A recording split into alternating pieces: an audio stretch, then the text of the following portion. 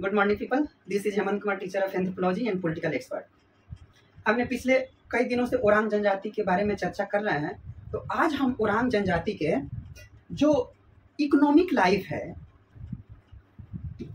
ओरांग जनजाति के हम इकोनॉमिक लाइफ की आज हम चर्चा करेंगे। तो अगर आपने पीछे की वीडियो नहीं देखे हैं तो आप जाकर पीछे का वीडियो जरूर देखें। सो economic life discuss. First of all, I explain the English and after that I explain the Hindi. So economic life, they are mainly settle cultivation and also work as wage laborers and industrial work. To most of the Orang, the economic importance of forest has considerably been the reduced due to excessive destruction, and on the only those who live near the forest have some degree of dependence upon it. So, and next, a number of the Orang are engaged the salaried job in government and private organization in the town, and some of them pull the rickshaw.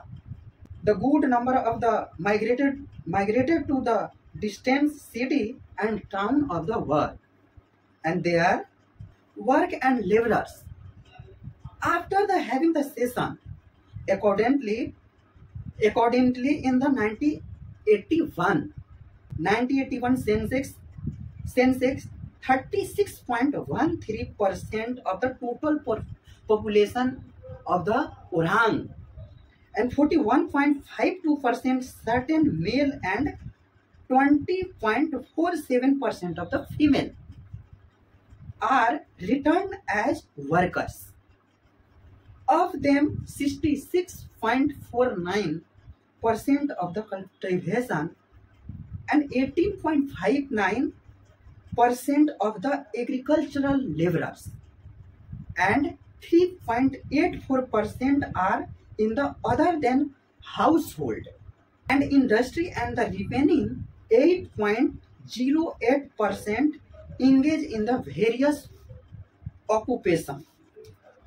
So I explained all things in the English and then translated in the Hindi language. So हमने social life की चर्चा कर ली है।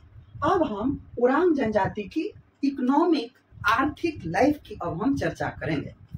जब हम ओरांग जनजाति के आर्थिक जीवन की चर्चा करते हैं तो हम मुख्य रूप से पाते हैं कि जो ओरांग जनजाति है वो मुख्य रूप से स्थानीय किसानी मजदूर हैं और औद्योगिक श्रमिक के रूप में भी ये लोग काम करते हैं।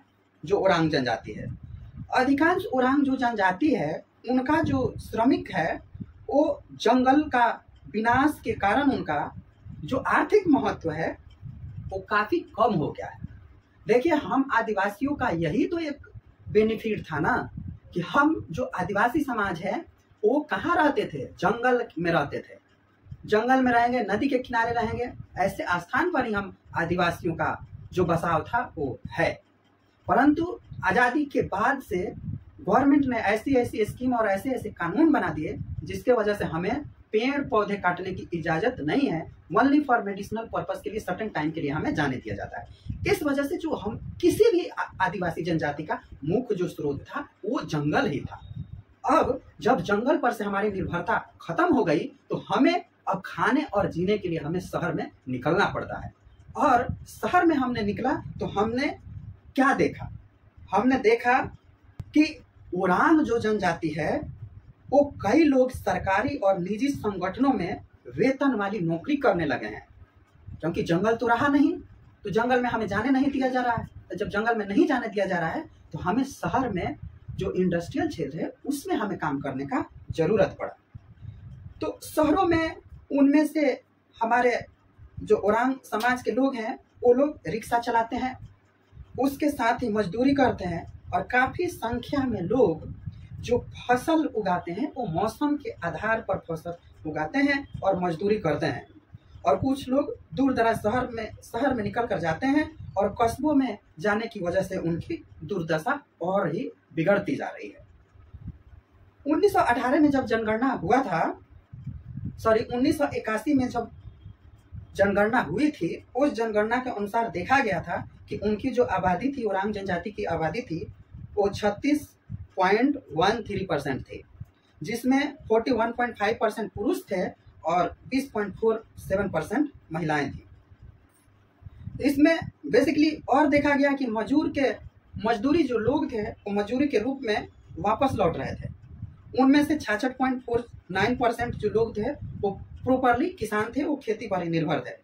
18.59% जो कृषक मजदूर है, मजदूर देखिए, किसान और मजदूर में एक अंतर होता है कि एक बड़ा किसान है और उस किसान के अंदर जो छोटे गरीब गुरबे हैं वो लोग आकर खेत में काम धंधा करेंगे और उसके एवज में कुछ पैसा दिया जाता है, उसको हम कृषक मजदूर कहते हैं।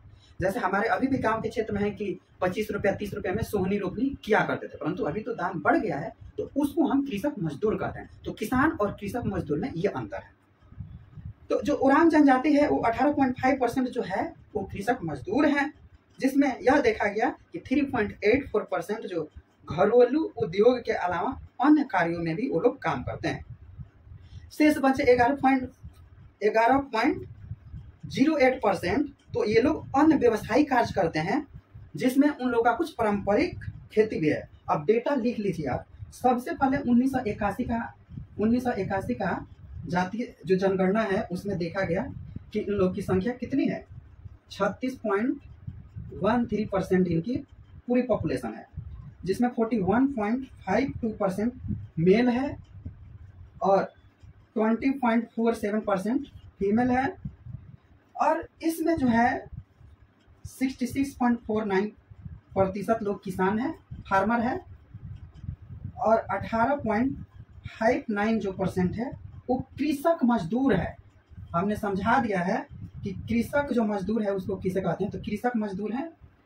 और उसके साथ 3.84% घरेलू उद्योग में काम करते हैं, और शेष रहे जो 11.08% हैं वे लोग व्यवसाय करने के लिए अलग अलग क्षेत्र में अलग अलग शहरों में रहते हैं।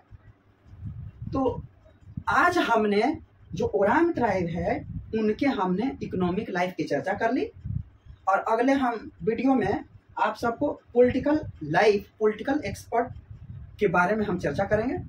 तो आप सबने आज एंथ्रोपोलॉजी का ओरांग ट्राइब के वीडियो और क्लास में बने रहे, इसके लिए आप सबको बहुत बहुत धन्यवाद।